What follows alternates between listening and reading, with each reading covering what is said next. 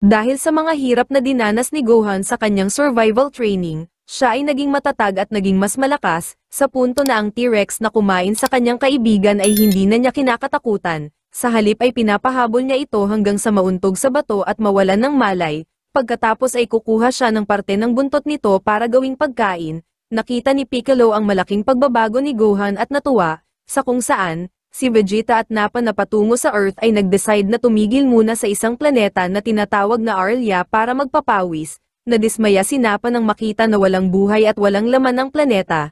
Ganun pa man biglang may dalawang nilalang na mukhang insekto ang lumitaw na nakasakay sa mga higanteng mga millipede. Sinabihan ng mga Arlians ang dalawang Saiyan na sumuko pero hindi ito pumayag kaya inatake nila ito. Gayunpaman laking gulat ng mga kupal nang lumabas sa usok sina Nappa at Vegeta nang wala man lang gasgas na natamo, pero imbes na gumanti ang dalawa ay sadyang sumuko ito para daw maging mas masaya ang kanilang pananakop. Pagkatapos nun ay pinakita ang blondie na si Launch na hinahabol ng mga pulis matapos magnakaw ng pera para kay Ten Shinhan. Balik sa dalawang Saiyan, sina Vegeta at Nappa ay dinala ng mga kupal sa isang bilangguan, kung saan nakasama nito ang isang Arlian na nagngangalang Atla. Sinabi ni Atlas sa dalawa na ang bagong hari na si Moai na sumakop sa Arlia ay isang kupal, at kinuha nito ang kanyang kasintahan na si Lemia sa mismong araw ng kanilang kasal. Pagkatapos nun ay pinakita ang haring si Moai na walang awang ipinatapon sa isang hukay ang isang mandirigma na natalo sa isang laban.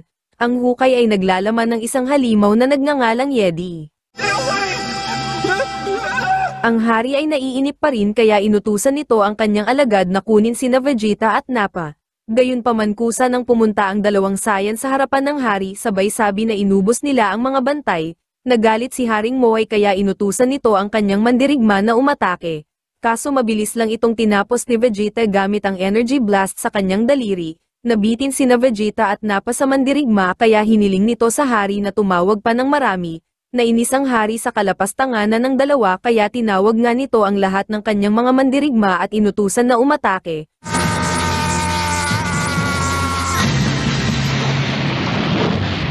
Pagkatapos matalo ni Nappa ang mga mandirigma gamit ang volcano explosion ay inilabas na ng hari si Yedi. Inutusan ito ng hari na sumugod at agad itong sumunod. Sinalo ni Nappa ang kamay ni Yedi at pinutol ang isa sa mga daliri nito. Pagkatapos ay pinasabog ito gamit ang murder grenade, habang si Vegeta naman ay tinapos ang kupal na hari gamit ang mga bato. Pagkatapos nun ay dumating si Atla na hinahanap ang kanyang kasintahan. Kinilala ni Atla ang mga Saiyan bilang mga bayani at masayang nagpaalam. Pag-alis ng dalawang Saiyan ay natagpuan na ni Atla si Lemia at tumakbo ang magkasintahan para yakapin ang isa't isa. Kaso paglabas ng kalawakan ay biglang nag-decide si Vegeta na pasabugin ang planetang Arlia gamit ang Gallic Beam dahil marami daw itong insekto.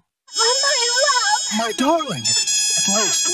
There's nothing like a little fireworks when you say... Samantala, nahanap ng blondie na si Launch si Ten Shinhan at Chaozu sa isang waterfall kung saan na ito ngayon nakatira. Sinusubukan ni Launch na paibigin si Tien sa pamamagitan ng pagkain. Sinubukan niya rin ito na kumbinsihin na samahan siya sa kanyang pagnanakaw ng mga bangko. Sinabi pa nito na ang pera na kanilang makukuha ay magbibigay sa kanila ng kaligayahan. Ganun pa man hindi nakumbinsi si Tien dahil mas gusto nitong magsanay para malampasan si Goku.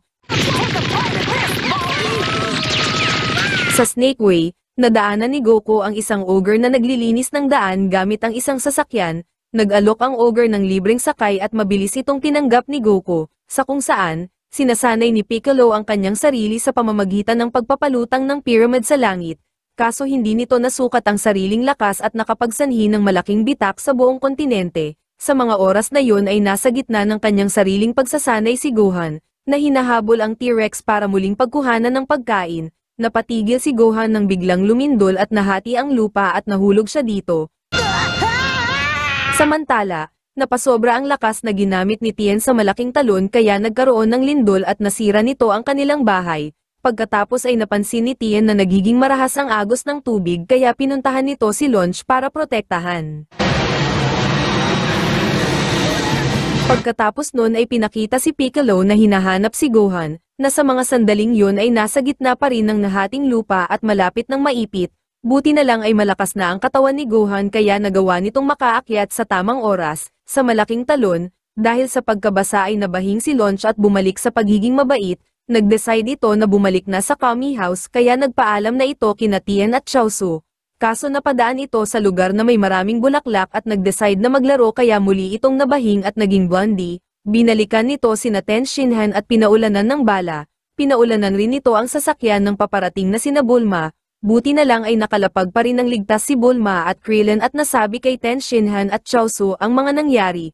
Pumayag si Tien na magsanay sa ilalim ni Kami kahit pa ayaw siyang lubayan ng blondie na launch. Sa Snake Way, nakatulog ng mahimbing si Goku sa likod ng sasakyan kaya hindi nito namalayang nahulog na siya sa kailaliman ng impyerno. Paggising nito ay naamoy nito ang bunga sa isang puno at nag-decide na kumuha. Kaso bigla itong pinalo sa ulo ng misteryosong tao at nawalan ng malay. Paggising ni Goku ay nalaman niya na ang pumalo sa kanya ay sina Guz at Mez, dalawang guardian demons na may malalaking katawan na nagsasabi sa kanya na ang puno ay pag-aari ni King Yema. Sinabi rin nito na siya ay nahulog sa impyerno at hindi na makakabalik sa Earth. Nagsimula nang umakyat sina Tien at Chaozu sa Koren Tower upang matanggap ang pagsasanay mula kay Kami. Si Launch na sumunod sa dalawa ay nagsimulang magnakaw sa isang kalapit na tipi pero nahuli ito ni Nabora at ang anak nitong si Upa. Sinubukan ni Launch na umatake gamit ang kanyang baril pero bigla siyang nabahing at naging mabait. Balik sa impyerno, naglaro ng papel gunting bato ang dalawang guardian demon para pagdesisyonan kung sino ang mambubuli kay Goku. Nanalo si Guz at hinagis nito si Goku sa mga ulap para tapusin. Ganun pa man malakas ang katawan ni Goku kaya nakababa ito ng walang pinsala. Sa sobrang pagkainis ay nakipagkasundo si Guz kay Goku, na kung mapapatunayan ito na mas magaling ito sa kanya sa isang laro na kanyang pipiliin ay tutulungan niya itong makabalik sa Snake Way. Hinamon ni Guz si Goku sa isang laban ng sumo kung saan siya nakalalamang, pero sa huli ay napalabas ni Goku si Guz sa linya sa pamamagitan lang ng pagtulak sa hangin. Tinupad ni Guz ang kanyang salita at sinubukan niyang ibalik si Goku sa kalsada gamit ang isang siso. Kaso kahit gumamit na si Goku ng Kamehameha Wave para umabot ay hindi pa rin ito nakabalik dahil sa hindi nakikitang gate sa pagitan ng Snake Way at Impyerno. Makailang ulit na sinubukan ni Goku pero hindi pa rin ito nagtagumpay, hanggang sa dumating si Mez at hinamon si Goku sa isang laro ng habulan. Sinabi nito na kung mahuhuli siya ni Goku ay papayag siyang ipakita dito ang lihim na ruta pabalik sa Snake Way. Samantala, pinakita si Gohan na masayang nagpapahabol sa Sabertooth Tiger habang nangongolekta ng mga berry at mga nuez. Sumuko na ang Sabertooth sa sobrang pagod pero pinilit pa rin ito ni Gohan na makipaghabulan sa kanya. Sa impyerno, nag-umpisa na ang habulan at agad pinakita ni Mez ang kanyang pinagmamalaking bilis. Ganun pa man sa kabila ng bilis ni Mez ay nagagawa pa rin itong mahabol ni Goku kahit saan ito magpunta. Maya-maya pa ay humingi ng timeout si Goku at isang bunga mula sa puno ni King Yema. Hindi pumayag si Mez pero sumubok pa rin si Goku na kumuha ng prutas kaya hinabol niya ito. Sinamantala ni Goku ang pagkakataong ito para hulihin si Mez. Tinupad ni Mez ang kasunduan at ipinakita kay Goku ang daan palabas ng impyerno. Kaso kumuha pa rin pala ng prutas si Goku na mabilis nitong kinain. Ganun pa man natuwa pa rin ang dalawang ogre dahil ito ang unang beses na nahirapan sila ng sobra. Pagkatapos nun ay pinakita si Goku na lumitaw sa loob ng drawer ng mesa ni Haring Yema. Dahil dito ay kailangan na naman ni Goku na lakbayin ang Snake Way mula sa umpisa. Buti na lang ay kumain si Goku ng prutas mula sa puno ni King Yema kaya hindi ito mapapagod o magugutom ng 3 buwan. Slow down!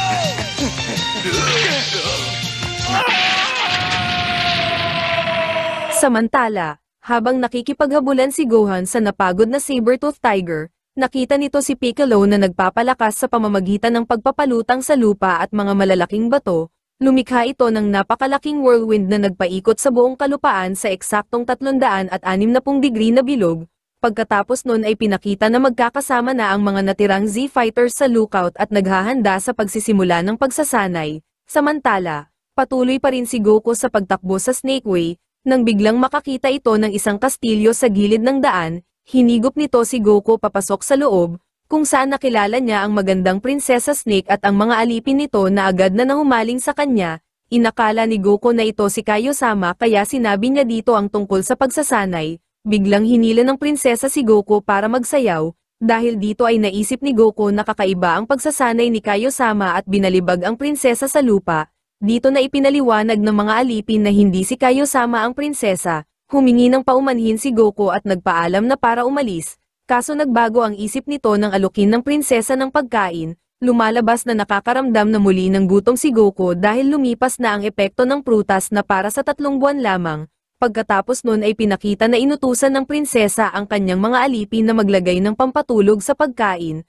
Maya-maya pa ay inihain na ang mga pagkain at mabilis itong nilantakan ni Goku. Hindi umepekto ang pampatulog kay Goku at gusto na nitong umalis kaya nag-decide ang mga alipin na alukin ito na maligo. Tinanggap ni Goku ang alok at naligo sa hot spring. Sinundan ng prinsesa si Goku sa hot spring para antayin itong makatulog. Kaso nang usisain niya si Goku ay puwet nito ang bumungad sa kanya dahil lumubog ito para maghilamos bilang paghahanda sa kanyang pag-alis. Ganun pa man muli itong pinigilan ng mga alipin at niyaya na maglaro ng Russian roulette, pero hindi ito natuloy dahil nabaril ng isang alipin ang sarili habang nagpapaliwanag. Dahil sa nangyari ay inalok na lang ng mga ito si Goku na manood ng sagradong sayaw. Habang nanonood si Goku ay binigyan ito ng inumin na may pampatulog. Sa pagkakataong ito ay umepekto na ang pampatulog kay Goku at tuluyan na itong nakatulog. Dito na inilabas ng prinsesa at ng mga alipin ang kanilang tunay na mga anyo. Ganun pa man binangungot si Goku na sinasalakay ng 2 sayan ng kanyang pamilya kaya bigla itong nagising at hindi natuloy ang planong pagkain dito. Sa puntong ito ay ayaw nang magpapigil ni Goku sa pag-alis kaya napilitan na ang prinsesa na pigilan ito ng puwersahan. Sinabi nito na huli na ang lahat para kay Goku dahil nahuli na nila ito sa kanilang ilusyon. Pagkatapos nun ay unti-unti nang nagbago ang paligid at naging loob ng sikmura ng malaking ahas. Lumipad si Goku ng mabilis hanggang sa makalabas, kaso paglabas ni Goku ay hinabol siya ng ahas at inatake. Ayaw ni Goku na patayin ang ahas dahil binigyan siya nito ng maraming pagkain, kaya naman nag-decide siya na pahabulin na lang ang ahas hanggang sa mabuhol ito sa sariling katawan. Sa lookout, pinakita ang mga Z-Fighters na nagsisimula na sa kanilang pagsasanay. 8 buwan bago ang pagdating ng mga Saiyan sa Earth, pinakita si Gohan na nag-aaral ng math sa loob ng kuweba, dahil dito ay namiss niya ang kanyang mga magulang at sobrang nalungkot. Samantala, si Piccolo na muling naalala ang kanyang pakikipaglaban kay Raditz ay mas pinatindi ang kanyang pagsasanay sa pamamagitan ng paggawa ng sariling kopya na kanyang makakalaban. Sa ibang lugar, gumawa si Gohan ng isang bangka na pangbuhangin para makapaglakbay ng mabilis sa disyerto. Kaso habang naglalakbay ay inatake siya ng isang Sand Eagle. Pilit na iniiwasan ni Gohan ang mga pagdagit ng agila kaya hindi na niya nabigyang pansin ang paligid. Napunta si Gohan sa isang mabatong daan na ang dulo ay isang bangin. Nawasak ang bangka at nahulog si Gohan sa tabing dagat na may natutulog na Sabertooth. Pagbangon ni Gohan ay kinamusta niya ang Sabertooth na gusto siyang kainin. Pagkatapos ay tumingin-tingin sa paligid at na-realize na siya ay nasa isang baybayin. Naisip ni Gohan na baka nandun ang kanilang bahay kaya sinubukan niyang maghanap. Sumunod ang Sabertooth Tiger pero sobra itong nahirapan dahil hindi nauubusan ng lakas si Gohan. Nagawang makahabol ng Sabertooth pagsapit ng dilim pero nang makita nito na natutulog si Gohan ay pinagtiyagaan na lang nito ang natirang buto ng isda. Kinaumagahan ay muling ipinagpatuloy ni Gohan ang paghahanap kasama ang Sabertooth na sumusunod sa kanya. Pagkatapos nun ay pinakita si Piccolo na patuloy pa rin na nagsasanay kasama ang kanyang kopya. Sa bahay, sinisikap ni Ox King na kumbinsihin ang malungkot na si Chi-Chi na kumain pero hindi siya nagtagumpay. Samantala, pagkatapos ng ilang araw na pagtakbo sa kahabaan ng baybayin ay na-realize ni Gohan na umikot lamang siya. Dahil dito ay nag-decide si Gohan na subukan naman na puntahan ang isang napakalaking bundok.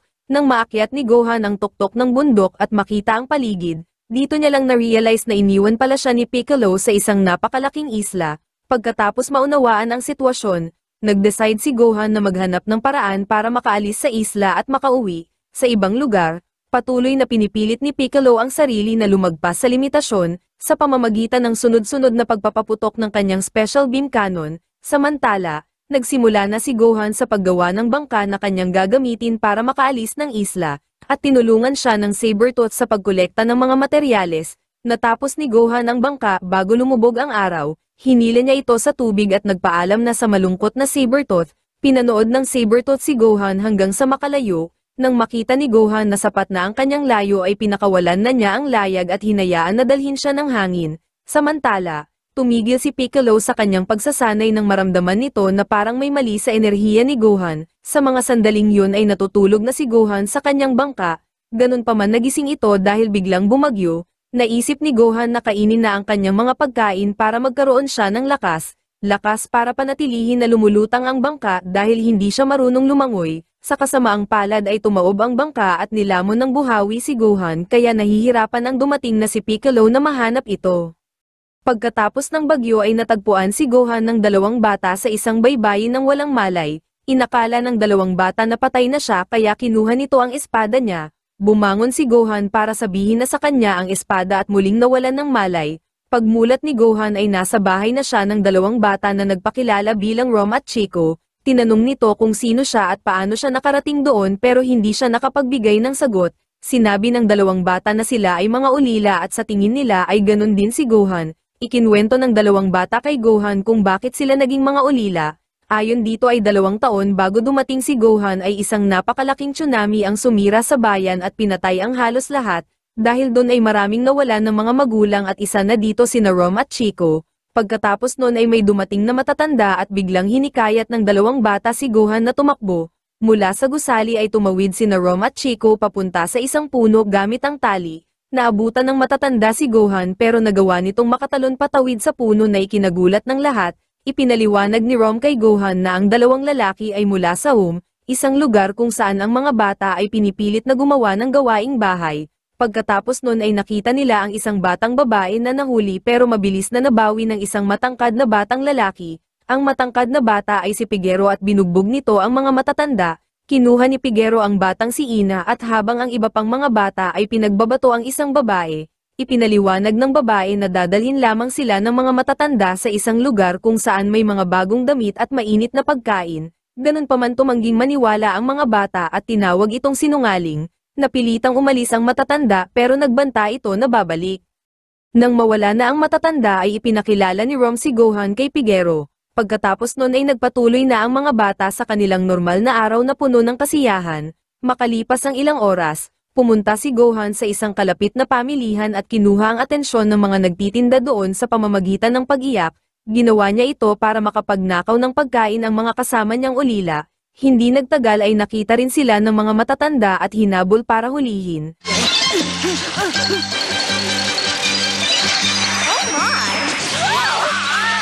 Ganun pa man hindi sapat ang bilis ng pulis para makahabol kaya matagumpay na nakatakas ang mga bata. Kinagabihan, pagtulog ng ibang bata ay bumangon si Gohan at lumabas ng pinto.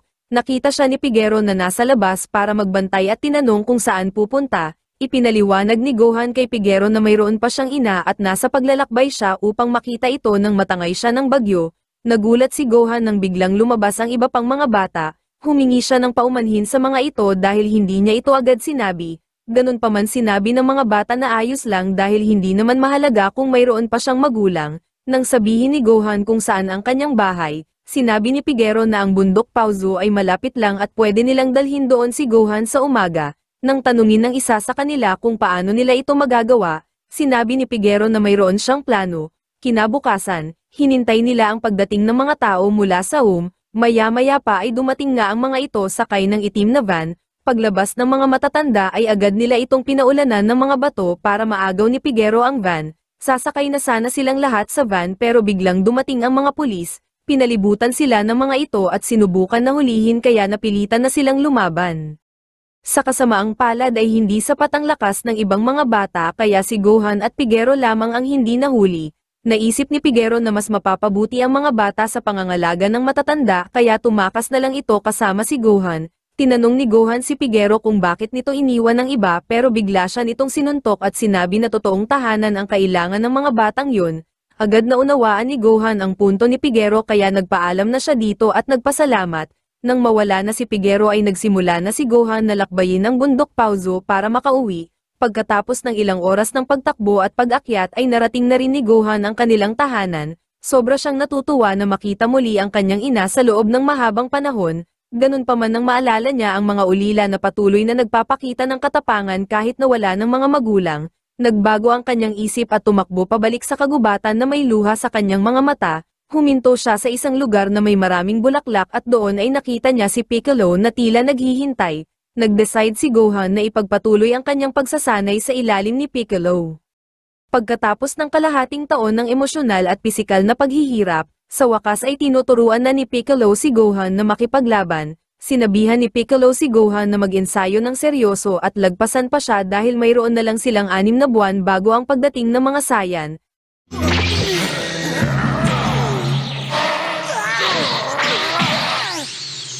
Samantala, hanggang ngayon ay kanya-kanyang diskarte pa rin sa pagsasanay ang ginagawa ng mga Z-Fighters na pumunta sa lookout. Hindi nagtagal ay nagreklamo na ang mga ito dahil 2 buwan na ang nakalipas pero wala pa rin silang natututunan mula kay Kami. Inamin ni Kami na wala talaga siyang maituturo dahil maging kay Goku ay wala rin siyang itinuro. Ganun pa man kinuha ni Mr. Popo ang lahat at dinala sa loob ng Pendulum Room, kung saan ginawa ni Goku ang lahat ng kanyang pagsasanay ng mag-isa. Umatras si Yajirobe nang makita nito ang kakaibang mekanismo at kumain na lang sa Gedli. Ganun pa man ang 4 ay nagpatuloy at ibinalik ng pendulum ng 100 taon sa nakaraan sa gitna ng nawasak na lungsod ng mga Saiyan. Doon ay naglibot ang 4 para maghanap ng mga Saiyan pero hindi nila alam na kanina pa silang minamanmanan ng 2 sa mga ito. Maya-maya pa ay nag-decide ng umatake ang 2 Saiyan na nagngangalang Shorty at Scarface at si Chaozu ang una nitong pinatay. Sobrang ikinagalit ng 3 ang ginawa ng 2 Saiyan na kupal kaya nag-decide na itong sumugod.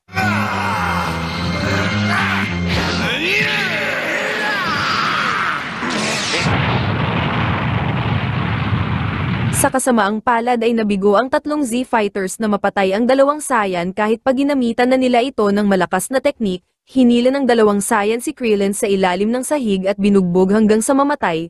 Pagkatapos masaksihan ang nangyari kay Krillin, nag-decide sina Ten Shinhan at Yamcha na ibigay na ang lahat at salakayin ang 2 Saiyan ng sabay gamit ang kanilang pinakamalakas na teknik, kaso sa huli ay hindi pa rin naging sapat ang lakas ng 2 at napatay din ito ng 2 Saiyan. Sa pagbalik sa kasalukuyan, ipinakita na ang lahat ng nangyari ay isang panaginip lamang. Ayon kay Mr. Popo ay ang mga kaluluwa lamang ng 4 ang ipinadala sa nakaraan at hindi kasama ang mga katawan nito. Pagkatapos ay tinanong ni Yajirobe ang 4 tungkol sa nangyari pero hindi ito nakasagot. Ipinaliwanag ni Kami sa grupo na ang kanilang mga nakalaban ay kalahati lamang ng lakas ng mga paparating na Saiyan. Sobrang natakot ang 4 na Z-Fighters sa nalaman. Ganun pa man nang bigyan ni Kami ng pagkakataon na umatras ang 4 ay mas pinili pa rin ito na ipagpatuloy ang pagsasanay. Pagkatapos nun ay pinakita si Gohan na kawawa pa rin kay Piccolo. Sa di kalayuan, ang dating spacecraft ni Goku ay biglang nag-activate. Nangyari ito habang ipinagpapatuloy ni Gohan at Piccolo ang kanilang paglalaban. Pagsapit ng gabi, ang masayang panaginip ni Gohan tungkol sa pagkain ay napalitan ng bangungot kay Raditz. Dahil dito ay nagising si Gohan at napatingin sa bilog na buwan, biglang binalot ng malakas na enerhiya si Gohan at naramdaman ito ni Piccolo na nasa di kalayuan. Pagdating ni Piccolo sa lugar ay sinalakay siya ni Gohan. Nahihirapan si Piccolo na pigilan si Gohan kaya hinati nito ang sarili sa 2, habang nakikipaglaban ay nakita ni Piccolo na muling tumubo ang buntot ni Gohan at sobrang nagtaka, dahil dito ay tumingin siya sa langit at doon niya nalaman na ang buwan ay misteryosong nagbalik. Nang muling sumugod si Gohan ay sinubukan itong hulihin ni Piccolo gamit ang isang teknik, kaso imbes na mapigilan ay naitulak lang nito si Gohan na magbagong anyo at maging Great Ape. Umatake ang Great Ape na Gohan at nakapagsanhi ito ng malaking pinsala sa lugar. Natakot si Piccolo kaya muli niyang sinubukan na wasakin ang buwan. Nang makita ni Piccolo na hindi naapektuhan ng atake ang buwan ay na-realize niya na isa itong peke. Sa Kami House, nagsagawa ng pagdiriwang sina Bulma dahil nakolekta na nila ang lahat ng mga Dragon Ball. Maya-maya ay napatingin si Master Buten at Bulma sa buwan at napansin na wala itong liwanag. Samantala, sinubukan ni Piccolo na kalabanin ang Great Ape pero masyado itong malakas para sa kanya. Napabagsak si Piccolo pero hindi pa rin ito sumuko at muling sinundan ang Great Ape na nagpatuloy sa pagwawala. Hanggang sa mapansin ni Piccolo ang dating spacecraft ni Goku na lumiliwanag. Natuklasan ni Piccolo na ito ay nagpapalabas ng imahe ng buwan sa langit para gawing Great Ape ang isang Saiyan. Naghanda si Piccolo ng Special Beam Cannon at ginamit niya ito para wasakin ang spacecraft. Nang sumabog ang spacecraft ay nawala na ang peking buwan kaya bumalik na sa dati si Gohan. Nilapitan ni Piccolo ang natutulog na si Gohan para putulan ng buntot sa pangalawang pagkakataon. Samantala, natanaw na ni Goku ang dulo ng Snake Way. Kaso nang marating niya ito ay nagulat siya dahil wala siyang nakita na kahit ano. Ganun pa man pagtingin niya sa itaas ay may nakita siyang maliit na planeta. Lumipad siya para lapitan ang planeta pero bigla siyang hinila ng gravity nito. Pinilit niya na makatayo para puntahan ang bahay ni Kaio-sama. Kaso nagbago ang kanyang isip nang makita ang isang puno na may maraming bunga. Sinubukan niyang akyatin ang puno para kumuha ng bunga pero hindi niya kinaya. Nakita niya ang isang unggoy at inakala niya na ito ay si Kaio-sama. Nakiusap siya sa unggoy na inakala niyang si Kayo-sama na ikuha siya ng isang prutas sa puno. Pumayag ang unggoy na ikuha siya ng prutas pero sobra siyang nahirapan na saluhin ito. Pagbaba ng unggoy ay nakiusap naman siya dito na siya ay sanayin. Sumayaw ang unggoy at inakala niya na yun ang pagsasanay kaya ginaya niya ito. Maya-maya pa ay lumabas na ang tunay na Kayo-sama at nagulat ito sa ginagawa ni Goku. Nang ipakilala ni Kayo-sama ang kanyang sarili ay sobrang nagulat si Goku. Lumalabas na ang unggoy na inakala niyang si Kayo-sama ay ang alaga pala nito. Pagkatapos nun ay nagbitaw ng biro si Kayo-sama pero hindi ito tinawanan ni Goku. Sumama ang loob ni Kayo-sama kaya sinabi nito na kalimutan na lang ni Goku ang pagsasanay dahil hindi niya sasanayin ang sinumang walang pagpapahalaga sa biro. Nagpanggap si Goku na natatawa at pinaniwalaan naman ito ni Kayo-sama na biglang nagbago ang isip. Sinabi nito na sasanayin niya si Goku pero kailangan muna nitong makapasa sa kanyang pagsubok. Ang pagsubok ay kailangan ni Goku na mag-isip ng isang biro na makapagpapatawa kay Kayo-sama. Nag-isip ng husto si Goku pero isang bulok na biro lang ang kanyang naisip. Ganun pa man kahit bulok ang biro ay natawa pa rin ng sobra si Kayo-sama. Lumalabas na madaling matawa si Kayo-sama dahil sanay ito sa mas bulok na biro. Pumayag na si Kayo-sama na sanayin si Goku. Ipinaliwanag ni Kayo-sama kay Goku na ang gravity doon ay 10 beses na mas malakas sa gravity ng Earth. Bago magsimula ang pagsasanay ay sinabi ni Goku sa kanyang bagong guro ang tungkol sa mga Saiyan. Hinanap ni Kayo-sama ang mga Saiyan sa labas ng kalawakan at sinabi kay Goku na darating ito sa Earth sa loob ng 88 araw. Binalaan rin nito si Goku na kahit makumpleto niya ang pagsasanay doon ay hindi pa rin sigurado ang kanyang pagkapanalo, dahil ayon kay Kayo-sama ay mas malakas pa sa kanya ang dalawang Saiyan. Pagkatapos nun ay sinimulan na ni Kayo-sama ang pagsasanay ni Goku. Inutusan niya si Goku na hulihin ang kanyang alagang unggoy na si Bubbles. Sobrang nahihirapan si Goku na habulin si Bubbles kaya inalis niya ang kanyang mga suot na pabigat. Matapos niyang gawin yun ay nagawa na niyang makatakbo. Masikap niyang hinabol si Bubbles kahit pamabagal lamang ang kanyang takbo.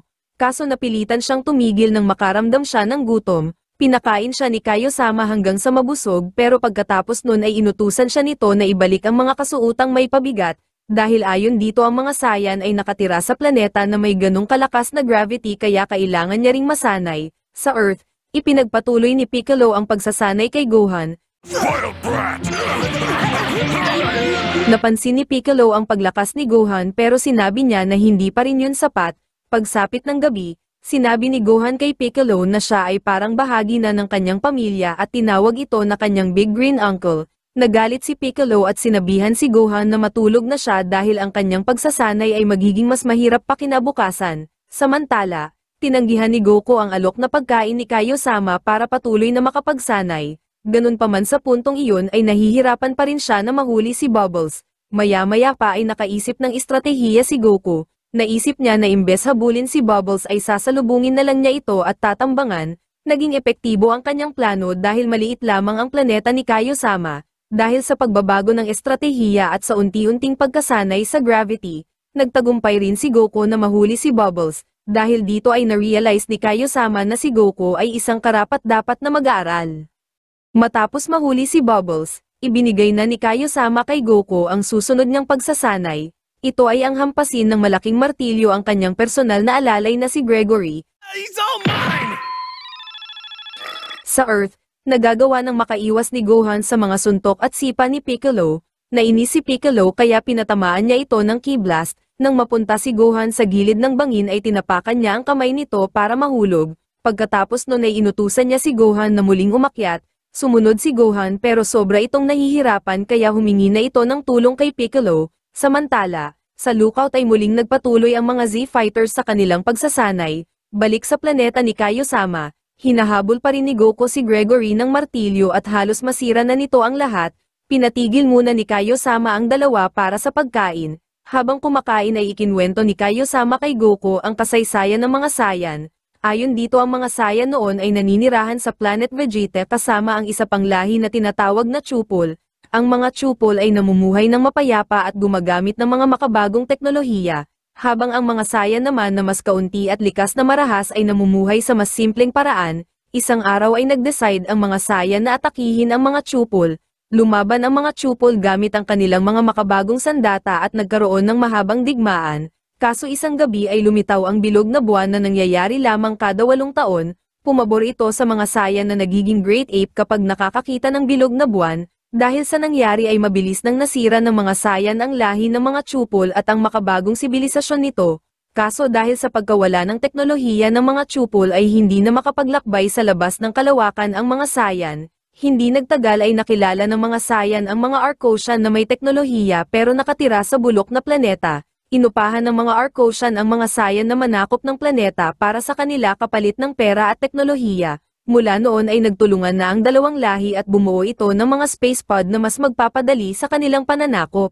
Ganun pa man makalipas ang ilang taon, isang misteryosong nilalang ang lumitaw at ginamit nito ang kanyang kapangyarihan para pasabugin ang Planet Vegeta. 4 na Saiyan lamang ang nakaligtas sa pagsabog at isa na dito si Goku. Pagkatapos malaman ni Goku ang masamang pamana ng mga Saiyan, mas lalo itong ginanahan sa kanyang pagsasanay. Sa Earth, na kumpleto na ng Z-Fighters ang kanilang pagsasanay sa lookout, ganun pa man nag-decide ang mga ito na patuloy na magsanay ng kanya-kanya. Sa planeta ni Kaio-sama, hindi pa rin mapalo ng martilyo ni Goku si Gregory. Maya-maya pa ay naisipan ni Goku na muling gumamit ng estratehiya. Umepekto ang estratehiya na naisip ni Goku at napalo niya si Gregory ng martilyo. Sobrang natuwa si Kaio-sama dahil na-realize na niya na si Goku ay isang pambihirang tao. Sinabihan niya si Goku na ihanda ang sarili dahil tuturuan na niya ito ng teknik na Kaioken. Sa Kami House, hiniling ni Master Buten sa kanyang kapatid na tignan ang hinaharap ng Earth.